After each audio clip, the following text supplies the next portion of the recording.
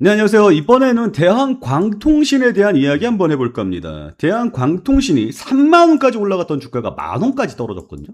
30% 됐나요? 너무 많이 빠졌죠. 지금 웃을 때가 아니죠? 그러면 대한광통신이 다시 올라갈 수 있을까요? 없을까요? 그 부분에 대해서 지금부터 말씀드리도록 할 테니까 여러분들은 구독과 좋아요로 답해 주시면 된다라고 말씀을 드리고 바로 시작을 해보도록 하겠습니다. 일단 대한광통신이 왜 올라갈 던가 요 부분에 대해서 확실하게 이해를 하셔야 돼요. 왜 올라갔습니까? 히스토리를 보면 답 나오겠죠.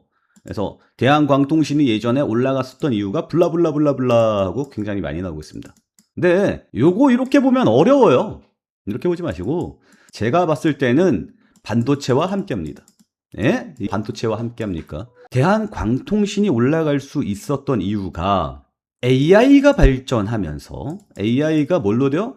AI가 발전하려면 사람 빅테크들이 AI 경쟁에서 뒤처지면 안 되겠죠. 그래서 미친 듯이 데이터 센터를 짓기 시작합니다. 이 데이터 센터를 그냥 짓는 것도 좋지만 여기에 반도체 많이 들어가서 주가 많이 올랐죠. 여기에서 핵심이 되는 차별화가 무엇이냐? 엔비디아가 제시를 했습니다. 무엇을 제시했습니까? 광섬유를 제시했어요. 그래서 데이터 센터에 그래픽카드가 미친 듯이 많이 꽂혀 있지 않습니까? 이 광통신을 통해서 이 데이터 그래픽 카드 간의 연결성을 굉장히 효율을 극대화시킵니다. 그래서 광 케이블을 이용하면 발열도 적어지고 데이터 속도도 빨라집니다.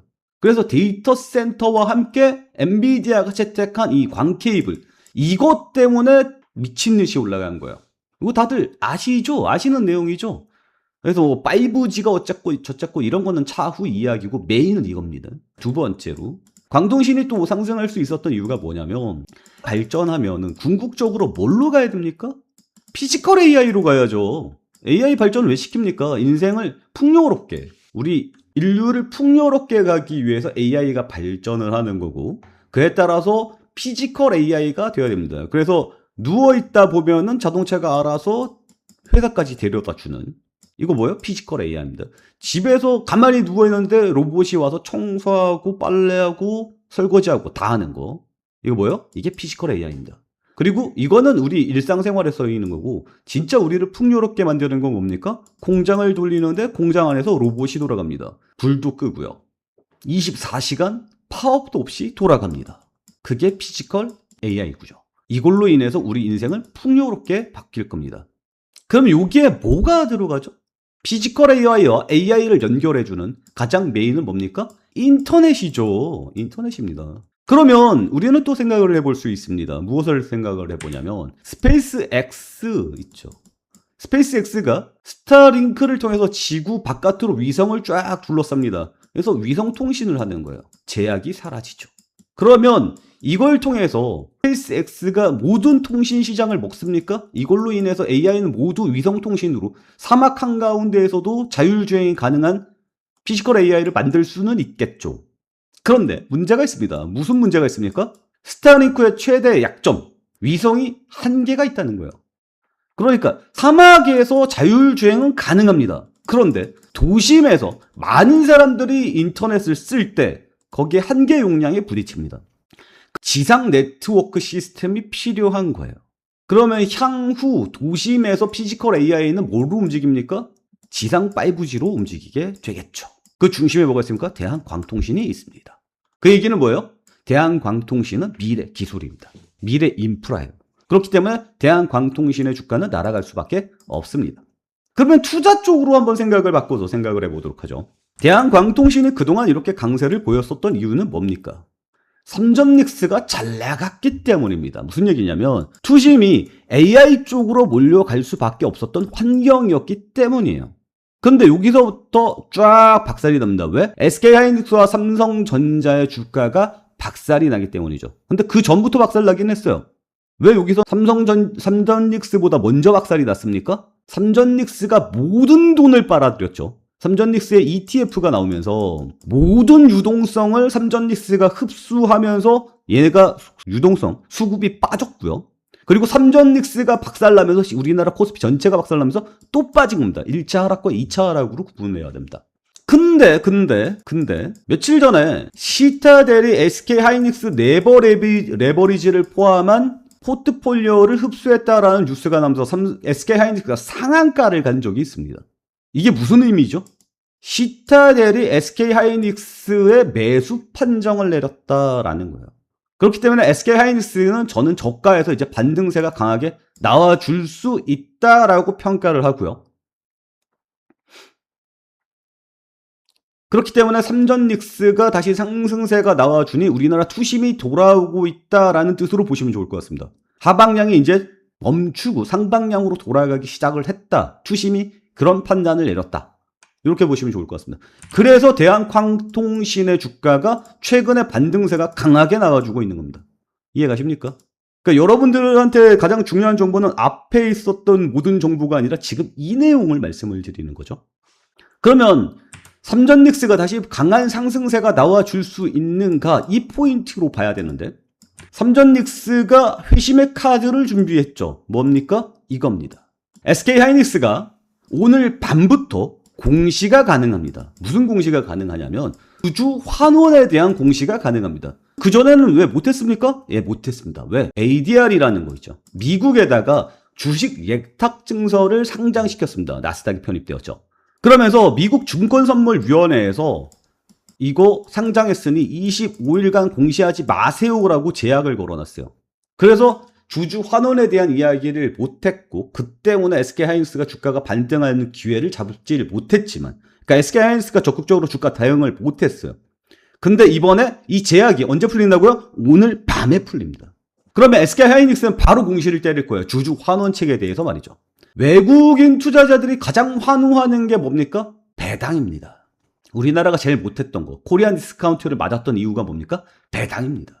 그래서 이번에 대통령이 바뀌면서 배당 정책을 완전히 손봤죠. 그래서 SK하이닉스가 이번에 배당 정책을 어마어마하게 내놓을 가능성이 높고, 그게 시장에 큰 긍정적인 충격을 줄 가능성이 높습니다. 그래서 저는 삼전닉스가 지금 바닥 찍고 다시 돌아갈 수 있을 거라고 예상하는 겁니다. 그럼 여기에서 수혜를 가장 많이 보는 녀석은 당연히 SK하이닉스겠지만, 그리고 거기에 또 플러스 알파들이 붙겠죠.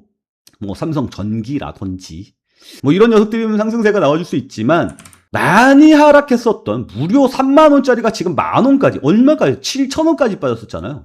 이렇게까지 미친듯이 빠졌던 종목이라면 다시 한번 매수가 강하게 붙어줄 가능성이 높지 않겠는가를 생각을 해볼 수 있겠습니다.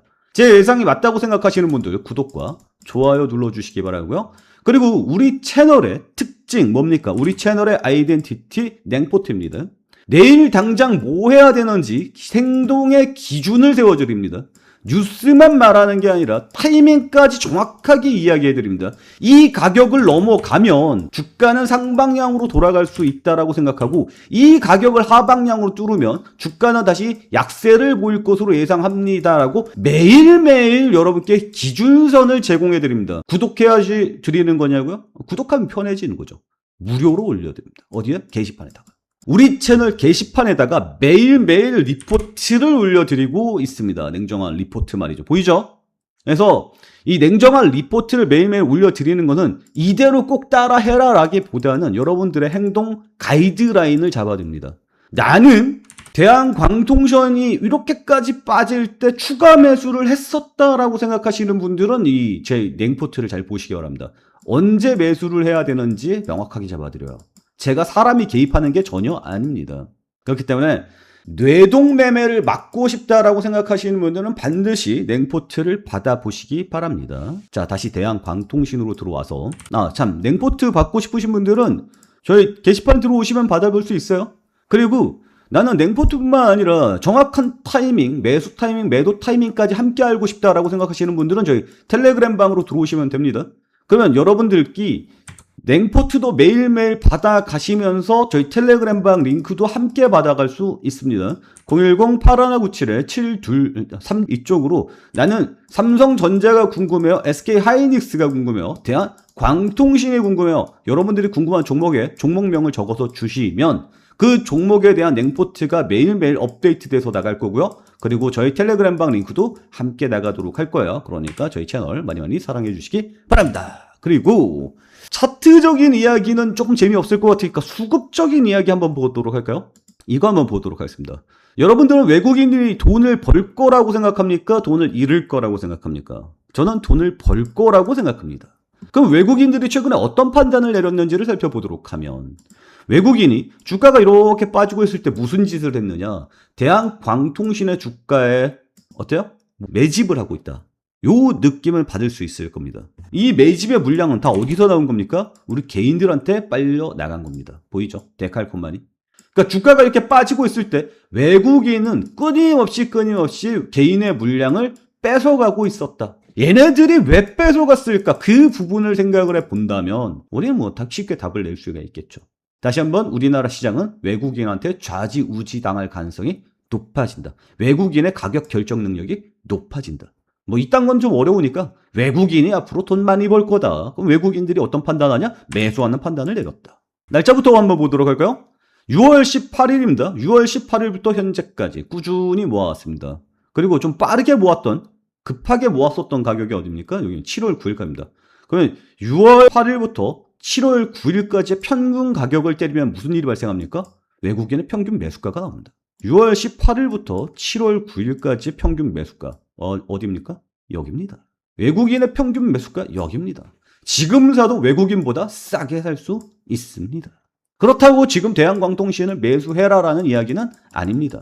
냉포트에서 정확하게 타이밍 알려드릴 거고요. 그 타이밍 잘 모르시는 분들은 저희 텔레그램 방으로 들어오시면 됩니다. 아시겠죠? 어쨌거나 지금 여러분께 말씀드리고 싶은 거는 외국인의 평균 가격보다 지금 밑에 있다라는 점도 좀 말씀을 드리고 싶습니다. 그리고 차트적인 부분 이야기하면서 마지막 정리를 해보도록 하죠. 일단 차트가 상방향 추세였다가 하방향 추세로 넘어간 거에 대해서 우리는 알 수 있습니다. 결과론적이니까요. 그러면 상방향 추세로 갈 때 특징을 살펴보면 어떤 일들이 있습니까? 이평선이 정배열입니다. 맞죠? 이평선이 정배열일 때는 어떤 일이 발생합니까? MACD가 양봉이 떠집니다. 보이죠? 그리고 여기서 음봉 떠지고 다시 양봉 떠지고, 그리고 여기서 미치 하다가 다시 음봉 떠집니다. 여기서부터 무슨 일입니까? 하방향 추세입니다.